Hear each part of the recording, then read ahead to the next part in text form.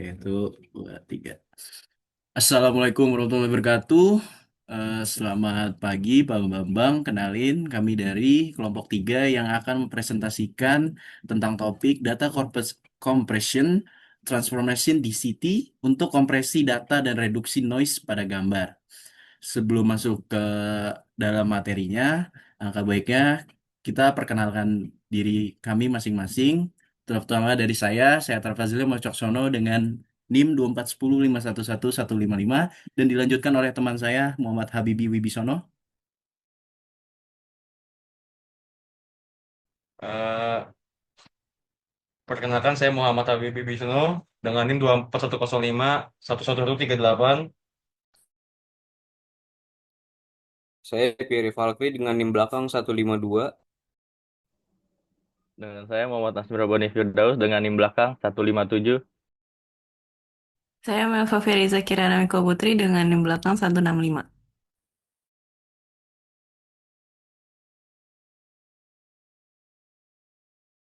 Silakan Muhammad Habibi dibuka unmute-nya. Enggak, tadi ada WA, sorry. Pertama ini ada pendahuluan. Dalam pengolahan citra digital ini, tantangan yang utama adalah bagaimana cara mengurangi ukuran file citra tanpa kehilangan kualitas visual yang signifikan.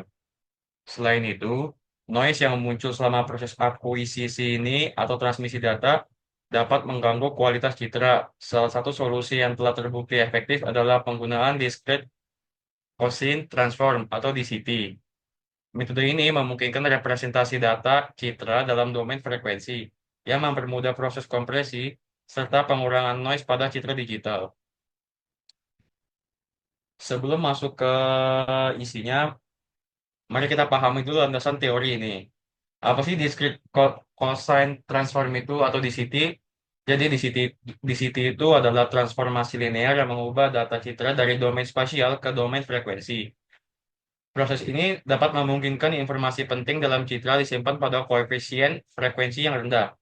Sementara frekuensi yang tinggi yang cenderung mengandung noise dapat diabaikan. Konsep-konsep yang berhubungan dengan DCT ini pada aljabar linear ini ada yang pertama matriks basis ortonormal. DCT menggunakan basis matriks ortonormal untuk mentransformasi data citra. Lalu ada dekomposisi matriks, yaitu representasi citra dalam blok 8 kali 8 piksel diproses melalui matriks basis DCT dan transposnya. Lalu yang ketiga ada koefisien frekuensi, yaitu hasil transformasi berupa matriks koefisien yang menggambarkan distribusi energi citra pada berbagai frekuensi. Lalu konsep yang terakhir ada kuantisasi. Elemen frekuensi tinggi dikuantisasi untuk mengurangi ukuran data tanpa mengorbankan informasi utama. Boleh selanjutnya. Selanjutnya itu ada studi literatur dan aplikasi nyata. Yang pertama itu studi literatur, yaitu ada efektivitas DCT dalam kompresi. DCT pada blok 8 kali 8 piksel mampu menghasilkan file lebih kecil dengan kualitas visual tetap terjaga, diukur menggunakan PSNR dan MSE. Yang kedua itu ada kombinasi dengan algoritma Huffman. Menggabungkan DCT dengan Huffman coding meningkatkan efisiensi kompresi tanpa kehilangan informasi penting. Yang ketiga ada reduksi noise dengan filter median. Filter median pasca DCT efektif mengurangi noise salt and pepper sehingga kualitas visual citra meningkat. Yang kedua itu ada aplikasi nyata, yaitu transformasi DCT menjadi komponen inti algoritma JPEG yang merupakan standar industri dalam pengolahan dan kompresi citra digital. Selanjutnya dilanjutkan oleh rekan saya. Ya, di sini ada implementasi dan studi kasus JPG. Yang pertama itu ada proses transformasi DCT. Citranya itu dibagi menjadi blok kecil berukuran 8 kali 8 piksel untuk mempermudah pengolahan dan setiap blok ditransformasi menggunakan DCT 2D untuk mengubah data dari domain spesial ke domain frekuensi. Kedua, koefisiensi hasil DCT dikuantisasi menggunakan matriks kuantisasi. Proses ini juga bertujuan menghilangkan frekuensi tinggi bernilai kecil yang kurang signifikan secara visual. Yang ketiga, setelah kuantisasi, data hasil transformasi dikompresi menggunakan pengkodaan entropi seperti Huffman coding.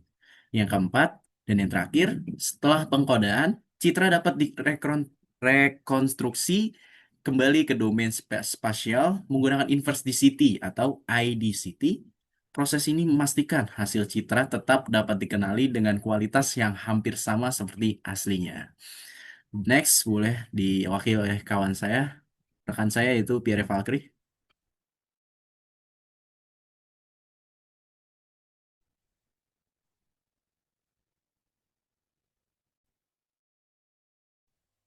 Ya, lalu selanjutnya ada implementasi dan studi kasus JPEG. Jadi berikut ini ada beberapa ilustrasi atau rumusnya.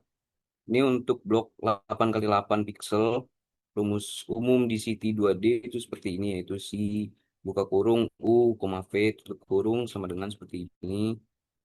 Lalu untuk yang inverse di CT-nya ada F dalam kurung X, Y tutup kurung sama dengan ini. Ya, boleh dilanjut.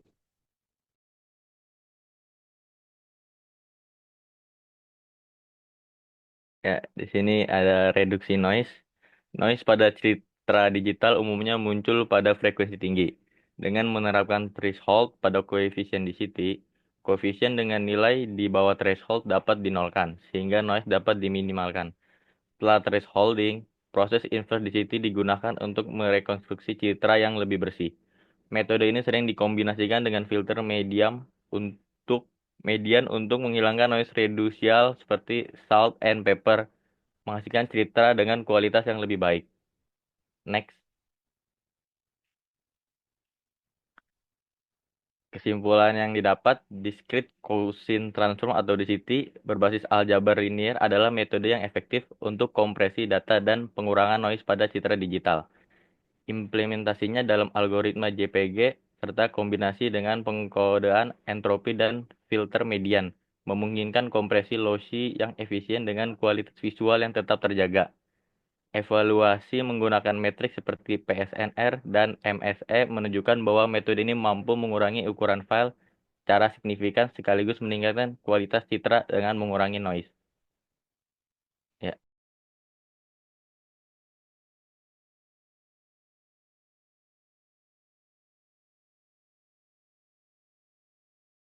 Ya, selanjutnya referensi ini akan dibacakan oleh rekan saya itu Pierre Valkyrie. Kita menggunakan jurnal-jurnal apa saja? Silakan.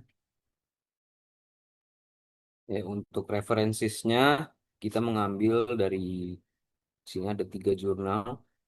Yang pertama itu kompresi citra dengan menggabungkan metode discrete Gaussian transform atau DCT dan algoritma Huffman dan kurung ND, yaitu jurnal online dari jurnal online informatika.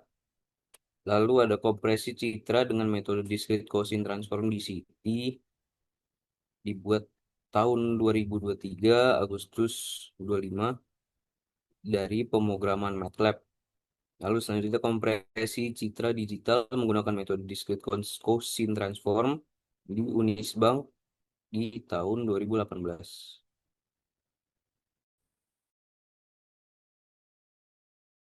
Ya, mungkin itu saja dari kelompok 3. Kurang lebih mohon maaf. Kami pamit undur diri.